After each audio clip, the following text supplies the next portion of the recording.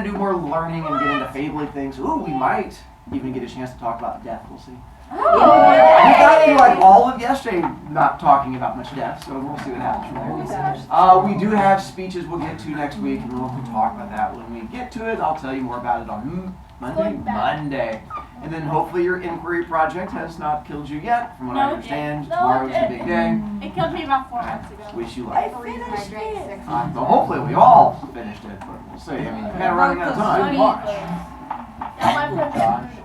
I was going to quiz you to see how much you remember, and then I realized I don't have to because we haven't gotten very far yet. Tomorrow I'll quiz you, but so far I've gotten through like 3 things, so I'm not full Let's see. So, of our 3 things, we have our fables because, again, when I was a kid thousands of years ago, that was when we had the issues of having no school and kids growing up dumb. But now we have less dumb. Traditional. The one that's been around the longest was called? Traditional. What scientific term did I introduce you to? There you go. Which hopefully, fingers crossed, at least one of you guys bust that out whenever you have your inquiry project presentation. I have one kid be like, oh my God, I never let this kid use the word old-timey. Or our other one we use for the modern one, which we'll get to in a second too. New-timey. Verse. Today. Verse. How's the verse written? As a poem. As a poem. And then our last one is? Modern.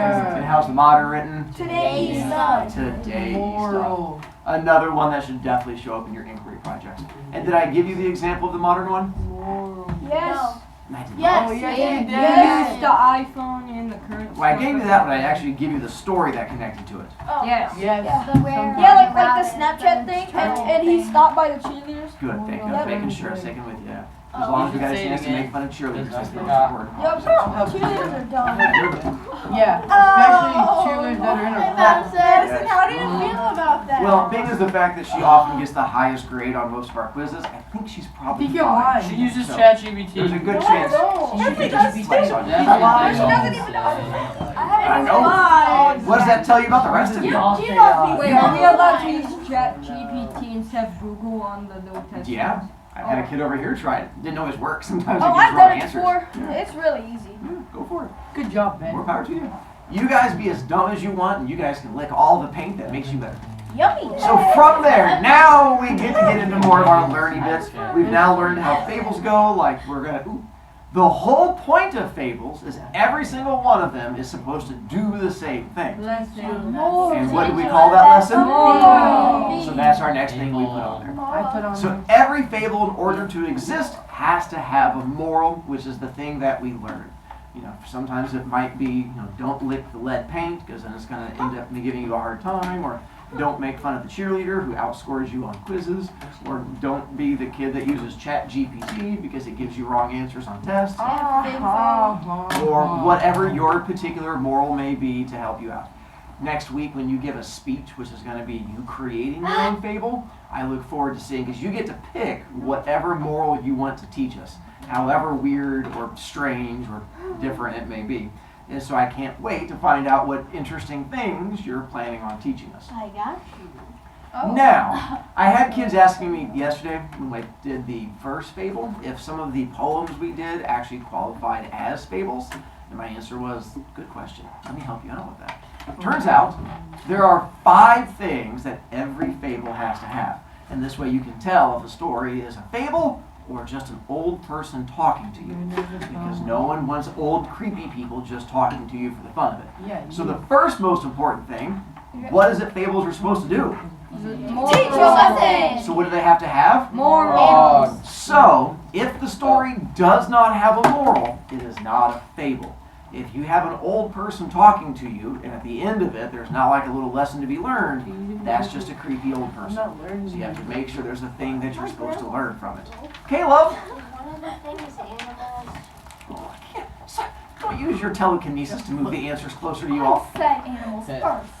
See, you used your telekinesis to steal Eden's answer. I took the answer from her mouth and moved it over to you. So the first one is it has to have a moral so that we can be educated.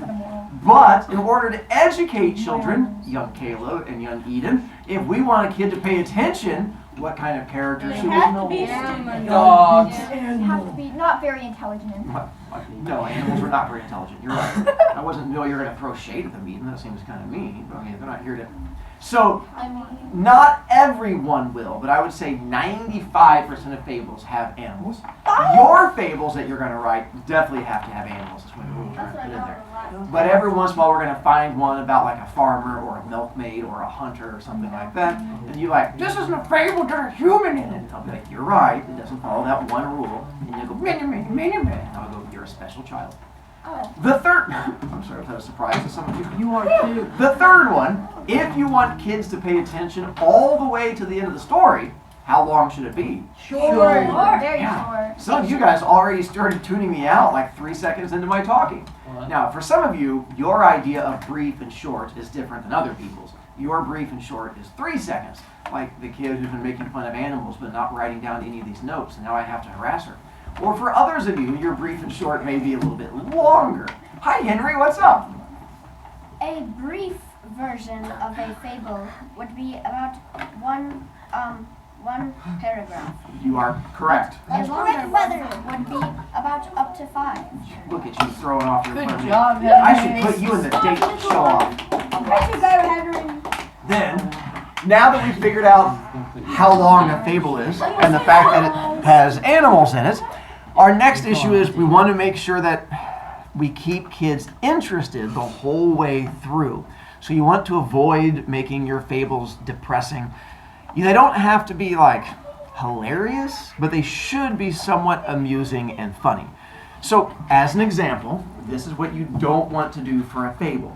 You shouldn't have like, one day Mr. Raccoon had a doctor's appointment and he went in to see Dr. Giraffe. And Dr. Giraffe said, I have news for you, Mr. Raccoon. And he goes, what is it, Mr. Giraffe?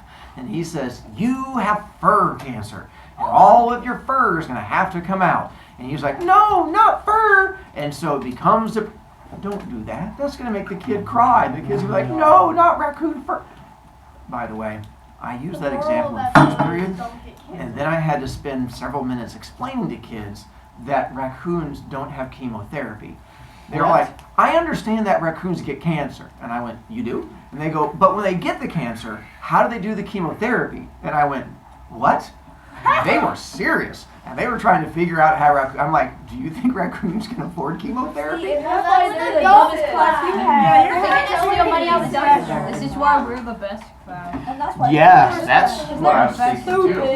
Or maybe that was their idea of trying to teach a moral with, the moral being Don't be dumb.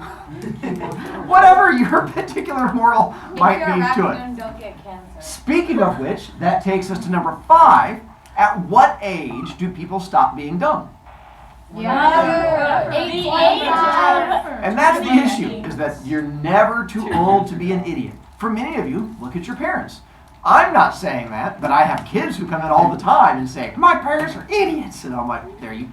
So apparently, you're never too old to be a dum-dum, which means fables are aimed at people of all ages. You might be an adult and still be kind of special. You know this because you can go on things like YouTube and TikTok and find videos of people going, hey Bobby, watch me do this. And then all of a sudden he has fewer fingers. And you're like, look, it's 8-finger Sean. And so because of that, you're never too old to be a dum-dum. I know. All of a sudden, now some of you guys have dreams, right? You don't have to raise your hand, it's okay. Mr. Broviak, I have a dream of being an old dum-dum. I'm proud of you, it's okay. Are you trying to attack me, Finfil? What's up, Eden? What about the old people who are telling these fables? Are they not dumb? Well, not every they're old really person. I'm saying, just like every bush is a tree, but not every tree is a bush. Every old person. What? Bushes aren't trees. If you look up the definition, by definition, sorry, I'll do a math one for you. Every square is a rectangle. No, but a rectangle is a square. rectangle's a square, but a square is not a No, rectangle. it's the Yeah. opposite of the Yeah. So not every old person is Where's the dumb. rectangles, There you Elena? go. Oh yeah, you're right. Ben, What would happen if I just walked on the screen? they would probably write a story about you. Now as we go to our next part, it turns out there is one guy who became famous for telling fables and is the most nicely done. For those of you who know his name, not Dr. Seuss, but a good try. Dr. Aesop. You Did you call him doctor? Fable. Aesop. Doctor guy. This guy, Aesop. And so he became the most famous. Is that a monkey on the back? No, that's a fox. On the back? Yes, it is. I'm sassy. Wait, is there death? Baba, we're gonna get there in a moment. Don't you try to stop using your Eden telekinesis thing to try to move answers around. That's So right. Aesop was our guy who made all of these things famous, and I get to give you a little bit of backstory about him. The reason some of you may not be familiar, he did live and die back when I was a kid several years ago in this magical place called Africa. And so he lived between 620 and 560 BC. He grew up in Africa. Turns out, growing up in Africa, he lived in a little village that was there, and he wasn't anything outstanding about him, except for one thing. He was a kid that listened to old people. And when the old people would tell all of these stories, Aesop was a kid that found them fascinating and just ended up listening to a whole bunch of these and just sort of collected them over the years. One day, when he was a young adult, most stories say that he was between 10 to 13, in his village, a whole bunch of people showed up with really sharp, pointy spears and a bunch of shields and killed almost everyone in his village. Everyone who was left over, they went up to him and said, "Hey, we're going to give you a choice. Option A, we can kill you. Option B, instead of killing you, you can come back to our country as a slave." Now, the good news about being a slave for us is you're only a temporary slave until you prove your worth to society. Then you get to become a member of society and a citizen. Or we can kill you. And Aesop went, "Oh, it's a tough choice. I'm going to go with the not dying option." And all of the other people went, "Ah!" And they freaked out because they're like, "Why would you not choose death?" Oh, wait, you dropped something. And so it turns out he goes back to where they came from, this magical place called Greece. And he goes back to Greece and lives there as a slave for years. He's not mistreated, it's just the fact that he was living there as a slave and working on a farm. Henry? Is Greece where greasers are from? Yes, that is where they all started. Definitely. Can't wait till I teach my advanced class.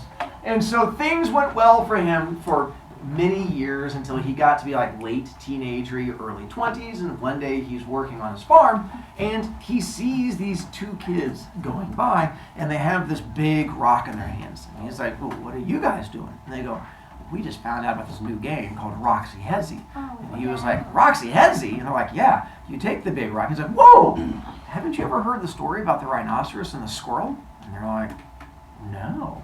And he's like, "Put the rock down, let me tell you a story." And he tells these kids the story that he heard growing up about the rhinoceros and the squirrel and the Roxy Headsies. And he tells the kids the story. They're like, "I've never heard a story like that. It had animals in it. It was short. It was kind of funny. I actually learned something from it. Do you have more stories like that?" He goes, "Yeah." And he tells them a few more stories he heard when he was a kid. Well, after a while, those two children wandered off. He thought nothing more about it. Next week, those kids come back, and they bring some other friends with them. And they go, "Hey, old man." And he's like, "I'm 20. And they go, "Old man, can you tell us more of these stories that you heard?" And he was like, "Yeah." And he ends up telling these other kids the stories also. Well, as the weeks go by, more and more kids start showing up, and it turns out he was just a really good storyteller, and they would just listen to these stories. Well, the rumors of this guy telling stories gets all the way back to their parents, and their parents show up. They're like, "Are you telling stories to our kids and trying to educate them?" And he was like, "Not on purpose." They're like, "Well, tell us the stories." And he's like, "Okay." And he tells the adults the stories. And they're like, "I was going to hit my friend in the head with a rock, but now I've heard this thing about the rhinoceros and the squirrel. That's not going to happen." And so it turns out that he even told the adult stories, and they liked it, and they told their friends, and eventually it got all the way back to the emperor of all of Greece. And the emperor ends up sending out for Aesop to come back to the palace where he lives. And he goes, "I am promoting you from guy who works on farm to official emissary of Greece. Anytime people show up from other countries, I'm going to have you tell your stories and entertain and educate, and you get to live in the palace with me." And so he got promoted and lived in the palace. And things went great for years. to the point where he actually was able to get the one thing that all slaves wanted. And in Greece, you could get this, which was? Freedom. A wife. It was a car. Oh, same difference. It was free. He eventually was freed, and the emperor was like, you have proven your worth. You are now a full citizen, and you are a part of Greece. You can do whatever you want, go wherever you want. What do you want to do? And he goes, I'm staying here, and I'm going to keep telling stories, but now I'm going to make fat bank. And he did. And he became a traveling storyteller. And back then, it was really popular. People would show up and he'd do like a concert where he would tell stories, and people would listen to the stories, and he'd get money for it, and he became very rich and very well known.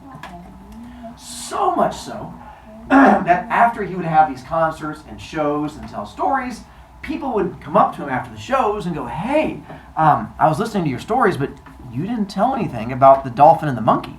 He was like, I don't know the story about the dolphin and the monkey. So then they would tell him the story that they had heard. They're like, well, here's this. And as they told him the story, he would remember it and then add it to his collection. And then future concerts, he would then use that story as part of his. Those of you who have had Mrs. Frush or Mrs. Rao this year should know there is a term we use for that today.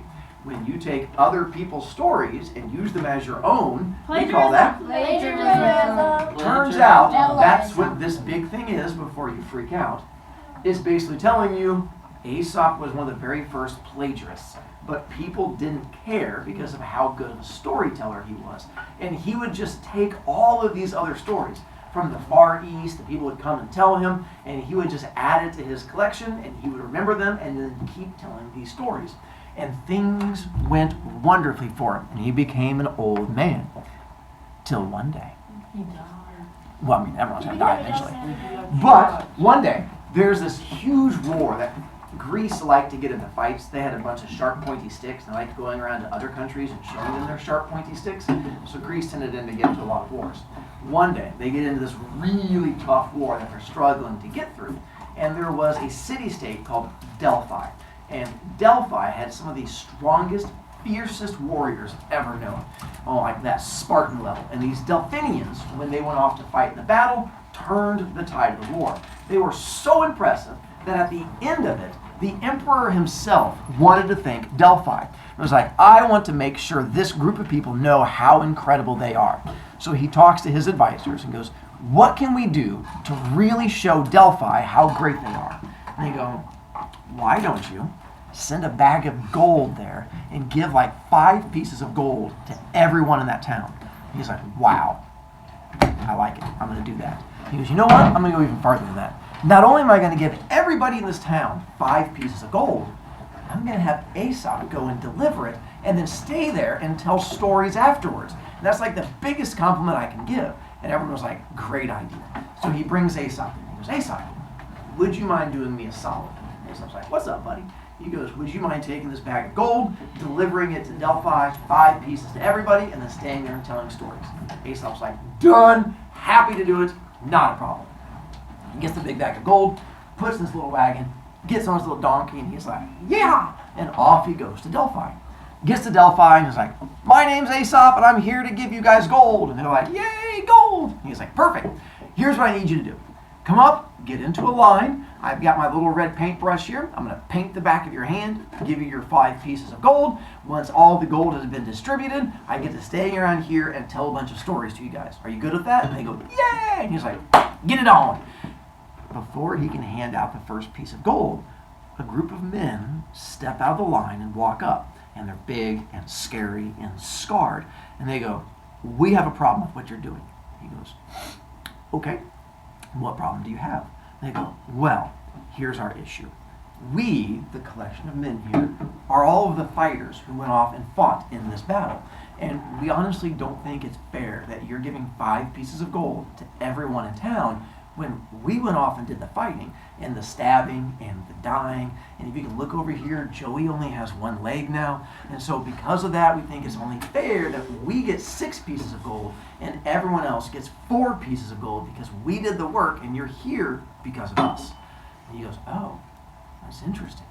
Well, let me present, before he can continue, a group of women separate from the line, and they come up, and there's some like snapping involved. They go, And he was like, well, what's your problem? They go, listen, we're the wives of all of these people who were left behind while they were doing the fighting. We do not agree with that whatsoever. Because you see those group of men? He looks over the men, and he goes, that's a bunch of boys. They like stabbing each other. They would go out and do it for the fun of it, even if there wasn't a war. And the guys are like, yeah, we do like stabbing each other.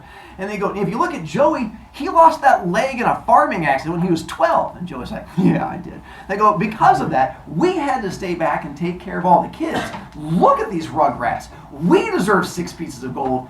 They deserve 4 pieces of gold. And they start yelling back and forth. Then a third group walks up. And Aesop was like, what's your issue? And they go, we're all the farmers. And he goes, okay. And they go, we had to give up our crops to feed all of them while they were fighting, and we had to give up our crops to feed the women and their kids. We lost money throughout all of this. We deserve to get them more gold. We should get 7 pieces of gold. Everyone else should be getting 3 pieces of gold because we need to get And all 3 groups start yelling back and forth. And Aesop's like, okay, listen. Can't we just agree that you all did something separate, but what you did achieved something amazing? And they go, no! Who gets the most? He goes, okay, let me show you something. And they go, what? He goes, watch. And he picks up the gold, and he puts it back in his little wagon. He goes, follow me. And he takes his little wagon and leads them out of town of Delphi, down this fake path, and the whole town follows behind them. And he takes them to this lake that is just outside of Delphi. He was like, I want to demonstrate something to you. And he picks the bag of gold up, and he's like, and he drops it down into the boat, and he gets out his little paddle, and he's like, okay, and he starts paddling. And he paddles until he's out into the water. And he turns around, and he goes, can you guys hear me? He's like, yeah. And they go, yeah. And he goes, okay, here's where the problem comes in. Whether you were a fighter, or whether you were a mother, or whether you were a farmer, you did something amazing. Each of you did something different, but each thing you did was amazing, and together you did something no one else in Greece could achieve. Do you understand how that working together is amazing? And they all go, who gets them? And he goes, but when you fight, you lose things. And he picks up the gold, and he goes, do you see the bag of gold? And they go, uh-huh. He goes, do you see the water? And they go, uh-huh. He goes, boom, and he drops the bag of gold into the water. And he goes, kasploopity. And they go, he's out. And he sits back down and paddles. And he gets out and walks up to the town. He goes, when you guys worked together, you did something no one else could do. But when you fought with each other, you lost everything. You have to understand that working together solves problems. And the whole town looked at each other and went, he's right. Let's work together. And they did, to kill him. And that is how Aesop died. The entire town of Delphi rioted and tore him to bits, and he died on the shore of that lake after refusing to give them money and dumping it into the water. I was right about one thing about how he dies, and that's how the story is. Is the gold still there? It's the wrong In theory, story. yeah. I mean, we gotta make a little field trip. I don't know if it's still there. I don't know if someone dove and found it. Like no one ever came back and was like, Aesop's gold. Why would you just drop money in the water? Well, it wasn't his gold. Especially if Well, you're but it like could have been. Well, it could have been, They- yeah. Well, remember, he was a teacher, as we know, teachers don't care about money. And he died doing the thing every teacher wants to do. He died teaching, killed by his students. That's every teacher's dream. Hi, Lava. What's up? I thought teachers wanted to torture kids. We do. I mean, but sometimes kids, adults, fighters, you can't tell the difference. Elena! So can we kill you? Well, there's only one way to find out. It takes that one first brave kid to come at me. Elena, we vote you. See? It's always weird how everyone else votes for somebody else to be that one kid. I vote for someone else. It just takes that one brave kid to find out. You should go. Yeah, see? Everyone's sort of trying to nominate another person. Remember, did we learn nothing from the village of Delphi? Yes. What are we supposed to learn? Elena, Jump. he has metal panels. I We don't should think you want to jump fight in. him. Yes, work together to nominate one kid. What's up? What? He just told stories, so then he wouldn't have gotten killed. I mean, Because his stories were so moving that the entire Technically, he did. He motivated that whole town to work together. No one else could do that. That was amazing. no, but he couldn't. But He maybe could've. he would have been killed if he used his. So brain he to motivated actions. people to kill him. Apparently, adults are dumb. He's super Evan! Plagiarizing gets you killed. See, that's our takeaway moral from this one that you should bring up. Does that have Who, suicide? what? Did he plagiarize you? That means he's gonna die. I just heard it from his own work. Hey, Evan, come over here. I have a sharp pencil. I have for an you. Uno reverse card. I have a sharp pencil. I'm John Wick with a pencil. So, this brings us to our next part, which is, unfortunately, young, old-ish Aesop has passed and is no longer with us. Well, he never wrote down these stories because he was illiterate, which means he could not read or write, and he was good at telling them. The people he told the stories to were also mostly illiterate and did not write things down. Yet, we have books today called Aesop's Fables. So my question is, how do we have these books today? The people that he told it They to wrote it generate- down. Yeah, Aesop wrote down Mostly what he illiterate. did. That The brings He us taught them. Always to a this big term, first. which He is was illiterate. oral traditions.